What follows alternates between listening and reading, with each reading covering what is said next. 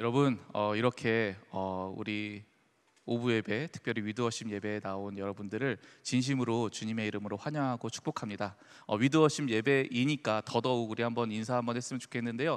옆에 앞뒤 보시면서 우리 청아 하면서 인사해 보겠습니다. 청아. 네. 감사합니다. 여러분 우리가 대화할 때 보면은 종종 그런 경우가 있죠. 어떤 똑같은 말을 반복해서 하는 경우. 이렇게 어떤 말을 반복해서 할 경우 왜 반복할까요? 그건 당연히 중요하기 때문에 반복을 합니다. 그런데 성경에 하나님께서 정말 다양한 말씀들을 우리에게 주셨는데 그 중에서 유독 여러 번 반복되어지는 말씀들이 등장을 해요. 오늘은 그래서 제가 여러분들에게 그 중에 한 가지 말씀을 좀 소개해 드리려고 왔습니다. 그 말씀은 바로 두려워하지 말라라는 겁니다. 여러분, 이 두려워하지 말라라는 이 성경 말씀에 대해서 한 가지 좀 유명한 에피소드가 있어요.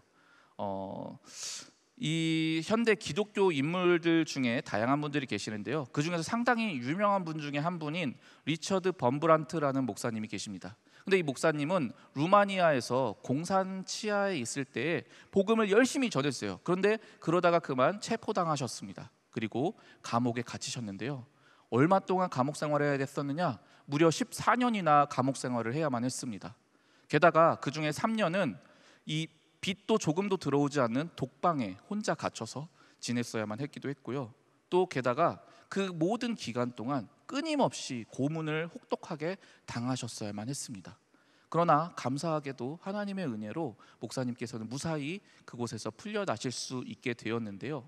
훗날 사람들이 물어봅니다. 목사님, 어떻게 그렇게 힘든 기간들을 다 버티면서 이겨내실 수 있었습니까? 라고 물어봤을 때 목사님이 이런 이야기를 하나 하셨다고 합니다.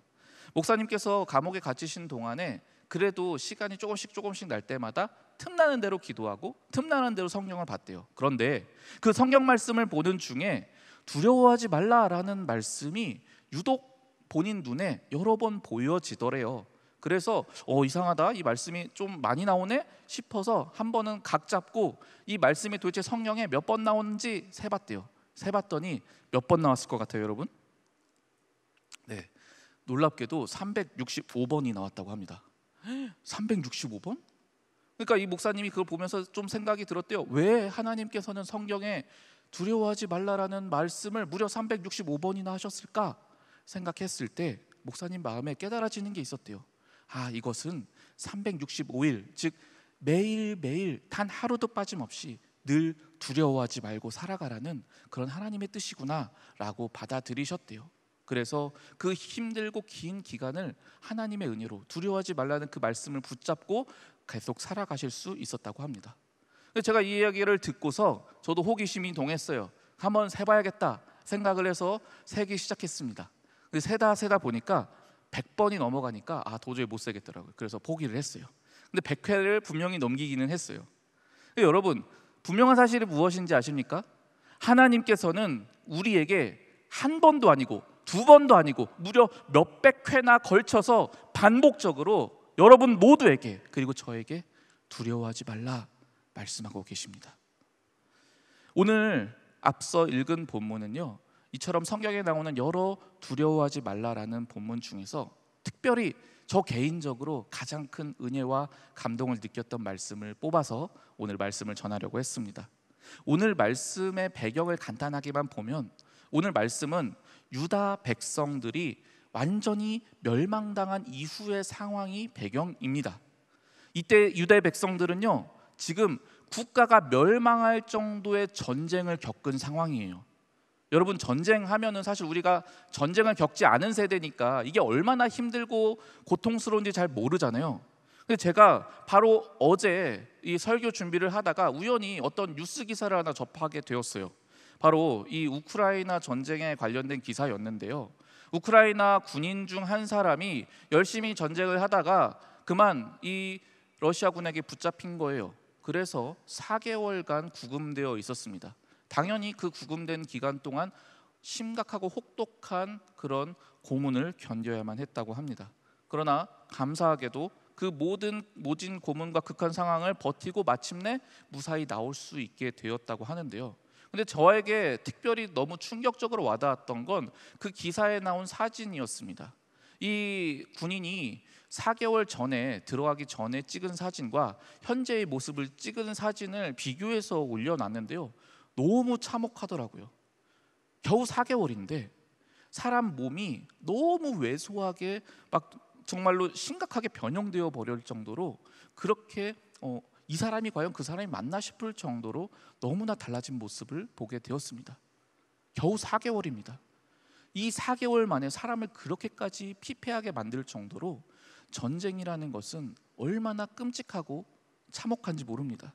그러니 오늘 본문 속에 이 유다 백성들 역시 전쟁 포로로서 대우를 받아야 했거든요. 그들이 얼마나 끔찍하고 참혹한 그런 처우를 견디면서 살아갔을지가 조금이나마 짐작이 됩니다. 여러분, 하루하루가 그들에게 있어서 얼마나 힘들고 어려운 삶이었을까요? 그들은 한순간에 노예로 전락해버렸어요.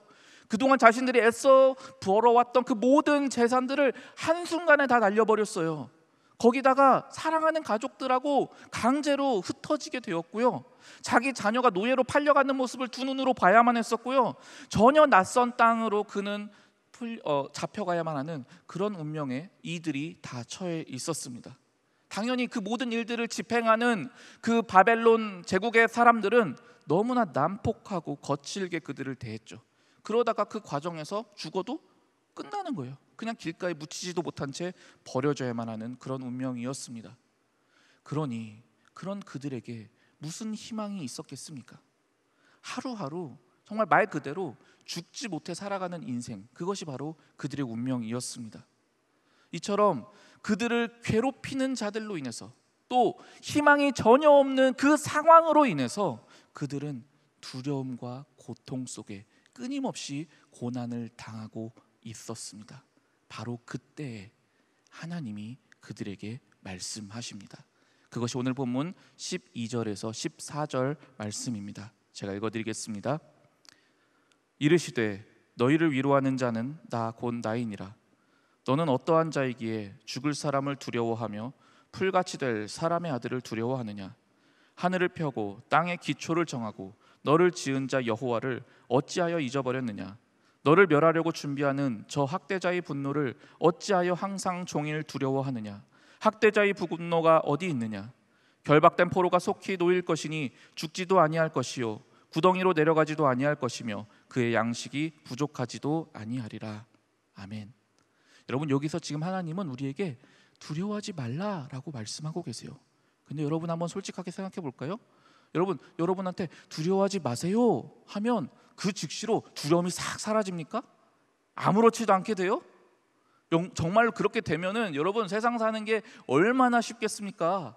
그냥 좀 어렵고 힘들 때 야 두려워하지 마, 걱정하지 마, 그 말만 선포하면 될 일이잖아요.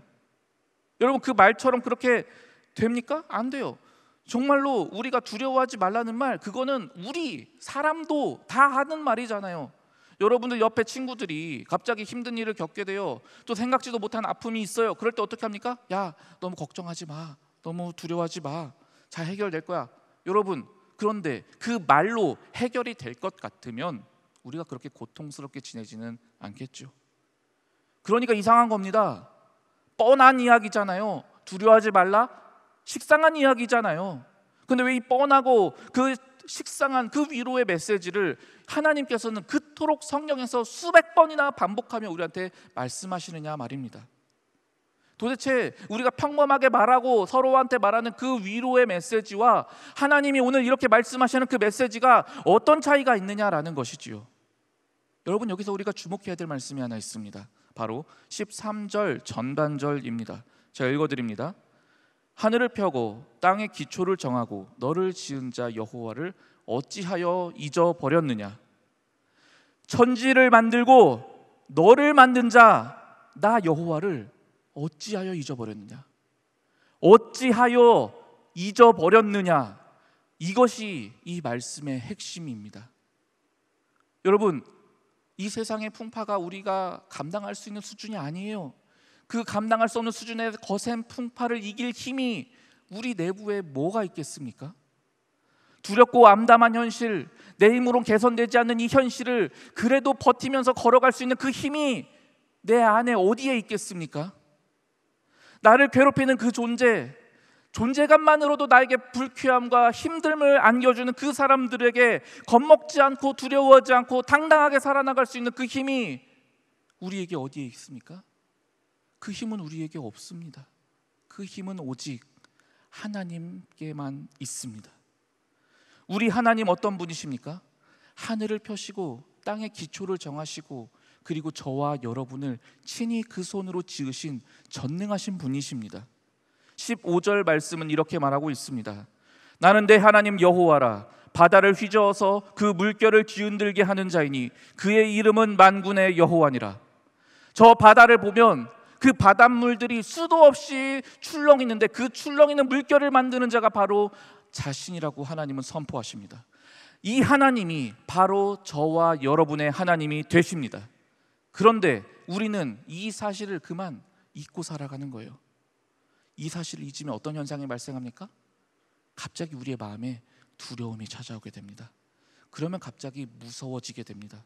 그러면 갑자기 답답하고 괴로워지게 됩니다. 제 아들 시우가 이제 제법 커서 초등학교 2학년이에요. 그런데 얘가 간혹 집에 혼자 있을 때가 있어요. 엄마든 아빠든 둘이 다 있든 그렇게 집에 있을 때는 얘가 엄청나게 까불면서 잘 놀아요. 그런데 딱 봤는데 엄마가 없다, 아빠가 없다. 얘가 너무 놀라더라고요. 한 번은 여기 교회까지 찾아온 적이 있어요. 제가 여기서 있는데 경비실에서 전화가 왔어요. 목사님 아들이 찾아왔다고. 얘가 집에 왔더니 아무도 없어서 너무 깜짝 놀라가지고 무서워가지고 왔던 거예요. 여러분, 우리가 우리의 힘이 되시는 하나님을 잊어버린다면 우리는 한평생 두려움 속에서 살 수밖에 없습니다. 그러나 반대로 우리가 나의 힘이 내게 있는 것이 아니라 하나님께 있음을 다시금 상기하면서 그분을 붙잡기만 하면, 그것을 깨닫기만 해도 우리의 마음에 어느샌가 이 두려움이 사라지게 됩니다. 우리의 공포심, 그 답답하고 짓누르는 그 아픔이 어느샌가 가벼워지게 됩니다. 비록 눈앞의 현실이 전혀 다른 것 없어 보일지라도 그 현실이 더 이상 나를 조금도 삼키지 못하게 변화됩니다.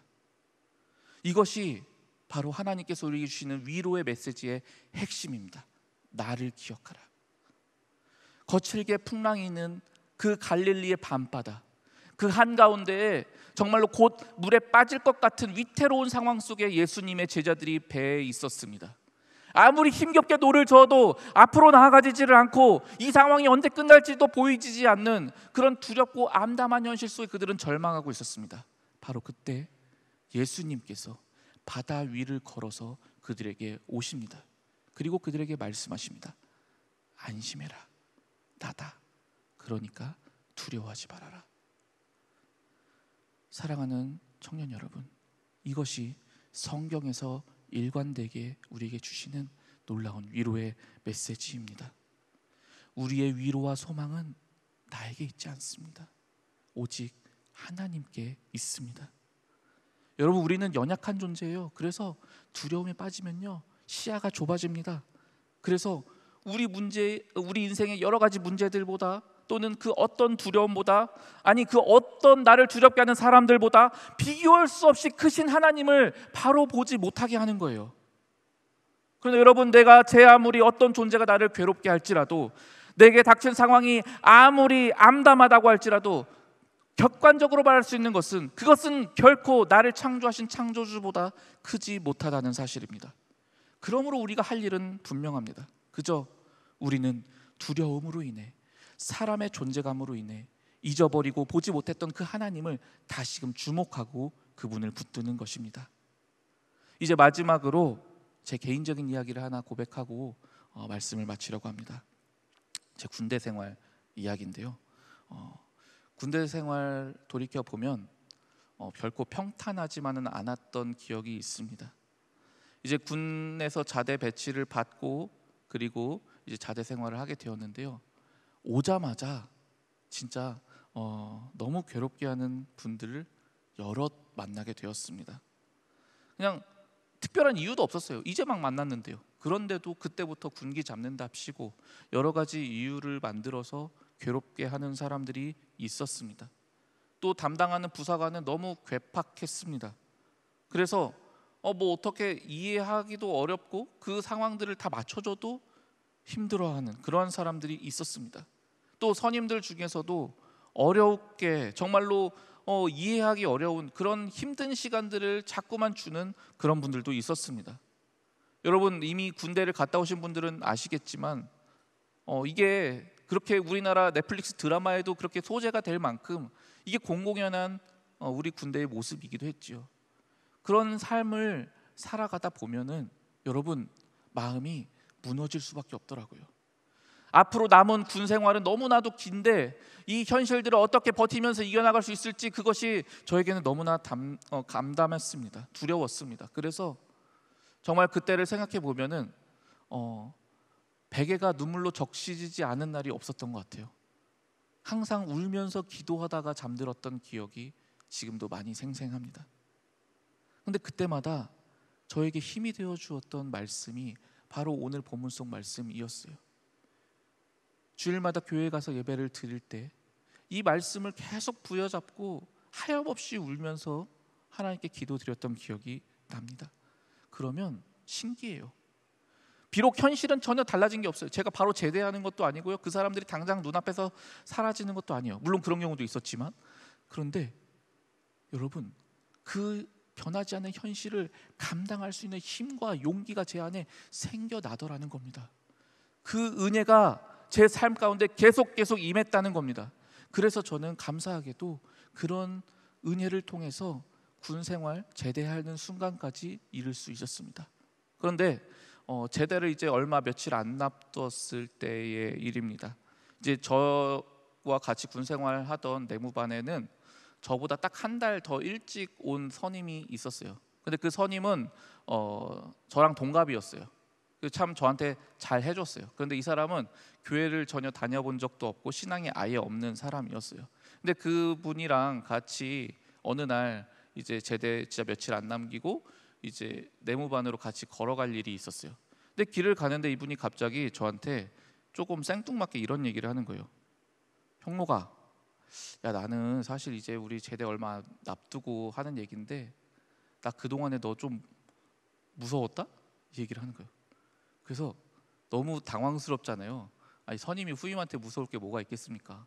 그래서 이게 무슨 얘기냐고 물어봤어요. 물어봤는데 의아해서 이렇게 물어보니까 이런 이야기를 해주더라고요. 이제 본인이 이제 우리 부대에 와서 제가 입대하는 것 저기 그 자대 배치 받은 때부터 다 봤잖아요. 봤는데 처음부터 이제 군기 잡는 고참도 있었고 또 정말 괴팍한 부사관도 있었고 뭐 여러 어렵게 하는 사람들을 봤던 거죠. 봤는데 무서운 게 뭐냐면은 그 맨날 괴롭히고 그러는 것들이 특히 유독 저를 못 살게 굴었던 사람들이 있었는데 그 사람들이 다 하나같이 잘 안 됐다는 거예요. 그 잘 안 됐는데 그것도 그 우리 군 생활하는 기간이 뭐 기껏해 2년이잖아요. 그 2년 기간 내에 그 결과들이 다 보여진 거예요. 근데 이 선임이 볼 때 그냥 처음에 몇 번은 그냥 대수롭지 않게 생각이 들었는데 어느 순간 깨달아졌다는 겁니다. 무섭다, 이상하다. 희한하게 얘를 뭐 건드리기만 하면은 자꾸 뭐가 문제가 생기네. 그러면서 얘 건드리면 안 되겠구나라는 생각이 들었대요. 얘가 교회를 다녀서 그런지 뭔지는 모르겠는데 어떻게 하나같이 다 그렇게 됐을까? 그런 이야기를 저한테 그냥 지나가면서 이야기를 했어요. 사랑하는 여러분, 저는 아직도 그때 그 고참했던 그 말이 잊혀지지를 않습니다.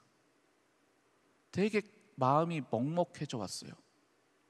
왜? 하나님이 그 사람들을 보복해 주신 것 같아서? 물론 그런 마음도 좀 있었던 것 같긴 하지만 그게 아니에요. 제 마음에 하나님이 처음부터 끝까지 내가 고통 속에서 괴로워할 때 정말 두 눈 시퍼렇게 뜨고 그걸 다 보고 계셨구나. 나에게는 위로의 메시지를 주시면서 동시에 내가 감당할 수 없는 상황이 닥치지 않도록 막아주셨구나. 그러면서 하나님께서 그 능하신 손길로 저를 꼭 붙잡아 주셔서 제가 넘어지지 않게 지켜주시고 보호해 주셨구나. 그 보호하시는 손길이 얼마나 명확했던지 믿지 않는 사람들조차도 그 손을 볼 수 있었구나. 그 감격이 제 마음에 너무나 크게 넘쳐 흘렀습니다. 사랑하는 여러분, 제가 이 시간 드리고 싶은 이야기는 이 말씀이 그저 오늘 이 이사야 51장 말씀이 그저 종이에 기록된 어떤 추상적인 위로의 메시지가 결코 아니라는 점입니다. 이 위로의 메시지를 주신 분은 바다를 휘저어 그 물결을 뒤흔들게 하시는 분, 그의 이름을 여호와라 하시는 전능자이십니다. 그렇기 때문에 그분이 하신 이 위로의 메시지는 지금 이 순간에도 저와 여러분에게 유효합니다. 우리의 모든 상황 속에서 반드시 실제로 이루어지는 놀라운 위로입니다. 그저 단순한 공허한 울림 속 외침이 아니라 실제로 여러분들의 삶을 강하게 붙드셔서 여러분들이 영원히 요동하지 않도록 하시는 그 전능하신 하나님의 손길입니다. 그러므로 사랑하는 여러분, 풀같이 될 사람을 더 이상 두려워하지 않으시길 바랍니다. 영원하신 하나님, 하늘과 땅을 지으신 창조주께서 저와 여러분과 함께하고 계십니다.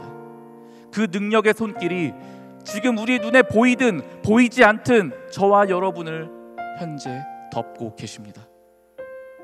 혹시 지금 이 자리에 계신 분들 중에 여러분을 괴롭히는 사람들이 있으십니까? 과거에 여러분들이 당한 그 쓰라린 아픈 기억이 지금도 여러분의 마음을 누르고 있는 그런 분도 계십니까? 지금 이 내 현실이 풀리지 않아서 이 답답한 상황들이 혹시 여러분을 두렵게 합니까? 만약 그렇다면 여러분, 이 시간 우리의 눈을 들어 우리의 만군의 주 여호와 하나님을 바라볼 수 있기를 바랍니다. 그분의 위대하심을 바라보게 될 때 우리의 마음에는 어느샌가 모든 어두움과 두려움이 거쳐가게 될 것입니다. 전능하신 하나님이 바로 나의 아버지가 되신다는 이 사실이 오늘도 저와 여러분을 흔들리지 않게 붙잡아 주실 것입니다. 그 하나님의 위로가 오늘 이 자리에 지금 함께 예배드리는 우리 모두에게 가득하기를 바랍니다. 이 시간 우리 함께 같이 찬양하며 나아가길 원합니다.